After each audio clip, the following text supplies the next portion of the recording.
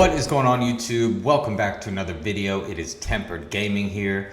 Today we're going to be talking about the new Necromancer Essences. I know this is a little bit old, but I just switched to Necromancer this morning, so I figured I'd cover it. Plus I was in West March and I just saw a bunch of dogs run past me and I was like, what the hell? But I hope you guys liked the video. If you do, hit the like, hit the sub. It really does go a long way. I was going to make a different video with my Tempest, but I switched from Tempest to Necromancer to make the Necromancer versus Tempest DPS video. But I might have to switch back to Tempest tomorrow to make this. I hit 1.4 billion damage in a challenge dungeon, so I might switch back tomorrow and release that.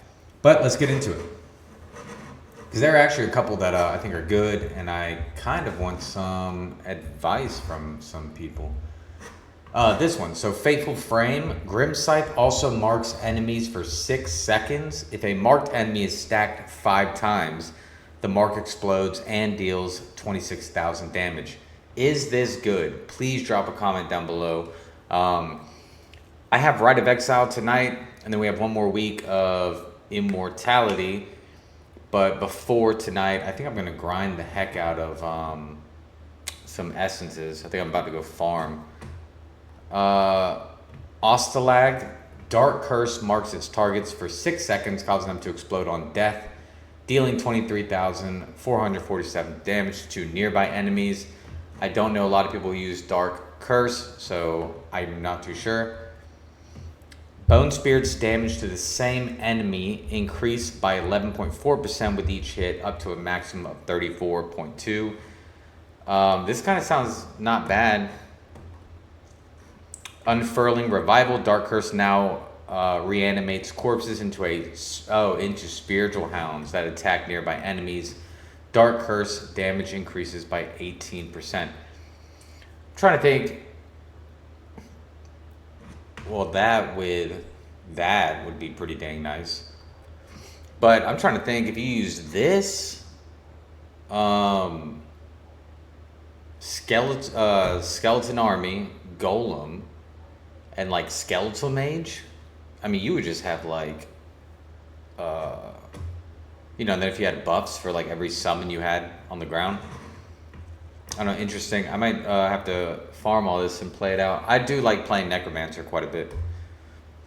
Grim Scythe now targets an enemy and hurls a scythe that applies the Reaper's Mark, which triggers a sweeping scythe when the target takes damage. Grim Scythe damage increased by 18%. Okay, so it hurls a scythe that applies the Reaper's Mark, which triggers a sweeping scythe when the target takes damage. Could you imagine a Necromancer, a well-planned team who had this and then marked them, and then a Tempest or a Demon Hunter coming in and just applying a shit ton of damage? I wonder if that would trigger it. Is it a consistent kind of damage thing? Guard the Loom. Bone Spirits now conjures a wraith that follows you and continuously hurls soul fires at nearby enemies. It's kind of like a Zephyr, but it's not passive. And that's about it. I am curious about the Helm, and I'm definitely going to play with the Spectral Hounds for sure. But definitely drop a comment down below, guys. I'm curious what you guys think about really all the new essences. I'm not really getting, actually, you know what? I am just going to go ahead and do this. I don't know if I'm going to do Barbarian, Demon Hunter, Crusader, Blood Knight.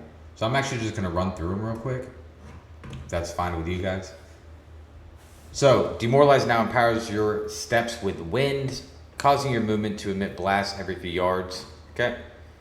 Hydra's Maul's Sunder now empowers your steps with magma, causing your movement to erupt with fire every few yards, leaving a trail that burns enemies. They kind of already have the sprint one that leaves trails of flames, so it's kind of interesting. Tal's Fervor. Furious charge cooldown is reduced by 0.07 seconds, or 1.6 energy is restored for every yard you travel. Furious Indomitable Spirit. Furious charge is now channeled, causing you to consistently run forward, damaging enemies you run through while being immune to knockback. Okay. Iron Tusk, when demoralized, hits an enemy, your critical hit chance increases by 7.6%. You can see people using this because there's one where demoralized like strips you of all of your like buffs and stuff. So that would actually probably be pretty good. When demoralized hits an enemy, your attack and movement speed increased by 9.5% for 3 seconds. That also sounds pretty good. I feel like Barbarian got some good ones. Wizard got some good ones. Let's look at Demon Hunter.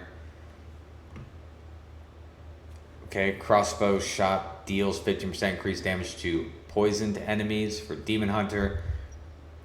I have not played Demon Hunter. I have like no essences unlocked. So I'm assuming one of the new ones is it, yeah, attacking, that has to be to do something with poison. Face Stealer, dang. Attacking a poisoned enemy during vengeance triggers a toxic burst, dealing 11,500 damage. Insatiable Craving, Rain of Vengeance now targets an enemy or an area and unleashes a toxic rain of arrows, damaging and poisoning enemies. Here's where the poison comes in. Also this, Vengeance now causes you to erupt with bursts of toxins that damages and poisons all nearby enemies. Okay, so definitely went with like a poison kind of route with Demon Hunter. Smokescreen now infuses your weapon with toxins, causing your primary attacks to poison enemies and trigger toxic explosions on critical hits. That kind of sounds good. Smokescreen also increases your primary attack speed by 12%. Like those two, maybe? It wasn't too interesting. I know nothing about Crusader, but I'll read them anyways. Lofty Light Shield Glare now surrounds you with an area of radiant justice for several seconds, during which enemies within are automatically attacked and blinded. Broken Rampart. Fist of the Heavens now targets an enemy to unleash a rain of fists at their location, dealing damage. Okay. Iron Lure Sacred Chain now empowers you, causing your attacks to mark enemies with chains that pull them to you once they have been hit with several attacks. Sacred Chain also applies Mark of Pain to an enemy for 3 seconds, increasing your damage to them by 3% up to a maximum 15 after 5 attacks to the enemy. Shield Glare deals increased damage to enemies that the closer they are, up to a maximum of 20%. And then Wretch Splitter Punishment also applies a wanted mark for 3 seconds, increasing the movement speed of you and your allies by 15%. Sounds pretty good for team. Last one, Blood Knight. Shade Oblique.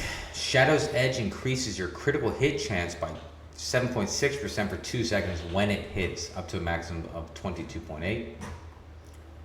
The Spewing Stone. Wave of Blood now radiates a wave of blood all around you, damaging and knocking up enemies, while also increasing the critical hit chance they take from your skills. That one kind of sounds good. I play with Blood Knight. I never really used Wave of Blood, but that's kind of interesting. Wave of Blood cooldown is reduced. Okay. Abomination also increases your damage by 19%. Abomination no longer consumes anger to transform you. Instead, it empowers you, causing your skills to deal additional damage to nearby enemies. That sounds like it could potentially be pretty good. Drop a comment on any of these classes on what's good and what isn't, so I can kind of wean some of them out. Cloven Knight, Spear Flurry now targets an enemy and dashes to them, damaging all enemies along your path, but each target can only be selected once every few seconds. That one doesn't sound too good. So there you have it, all of the new essences. Finally, I was gonna make a series, but people were coming out with videos just, talking about all of them. So that's it. If you like the video, hit the like, hit the sub, Diablo Immortal, and I will see you guys in the next one.